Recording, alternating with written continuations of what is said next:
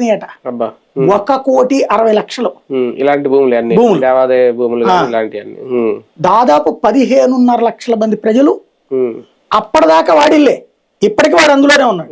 అప్పటిదాకా వాడి పొలం ఎప్పటికీ సేద్యం చేసుకున్నాడు, కానీ అమ్ముకోవడం లేదు. అక్కడికి వెళ్ళగానే ఇది 22A ఉందంటున్నారు.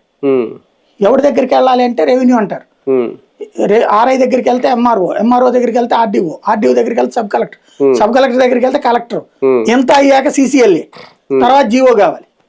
ఒక సామాన్యుడు ఏడ దిగుతాడు ఇవన్నీ? పైగా ప్రతి ఒక్కడికి డబ్బులు. అంటే ఇప్పటిదాకా ఉన్న నా ఇంటికి సంబంధించి నేను లంచం ఇచ్చుకున్న ఇల్లు విముక్తి చేసుకో అంతే. ₹1,00,00,000 ఇంటికి వీళ్ళు ఏంటి దాంట్లో కూడా ఆ కాస్ట్ని బట్టి వీళ్ళు రేట్లు అడుగుతున్నారు. లంచాలు ఇచ్చిన అంతా ఈ రేపు నా కాగితం వచ్చేస్తుంది నీకు విముక్తి అన్న టైంలో మళ్ళీ అధికారి మారిపోతాడు, మళ్ళీ రెడ్డి వచ్చి మొదలెట్టి మళ్ళీ ఫస్ట్ నుంచి ఇవ్వాలి. ఇలాంటి పెంట పెరిగిపోయి 2017 నుంచి ఇప్పటిదాకా సఫర్ అవుతాడు. 17 నుంచి వచ్చినప్పుడు 19 తర్వాత జగన్కి ఎవడన్నా చెప్పాలిగా మొక్క, అదే కదా చెప్పి అది మొత్తం రిలాక్స్ చేయమనాలి కదా. అది ఏమంటే ఇది చేసినట్టున్నారు. అసలు జగన్ గారికి దీని మీద అవగాహన ఉందో లేదంటే చెప్పినట్టే లేదు ఎవరు. కాబట్టి 22A రావడం అధికారులకి, రెవెన్యూ శాఖ అధికారులకి బాగా ఒక మార్గం, డబ్బుల మార్గం. అది తింటున్నారు. మధ్య తరగతి జీవితాలు సర్వనాశనం. ఎక్కడ కేబీ వెంకటేశ్వరరావు గారి భూమి కూడా అంతేనట, బాబు గారి భూమి అంతే ఉందట.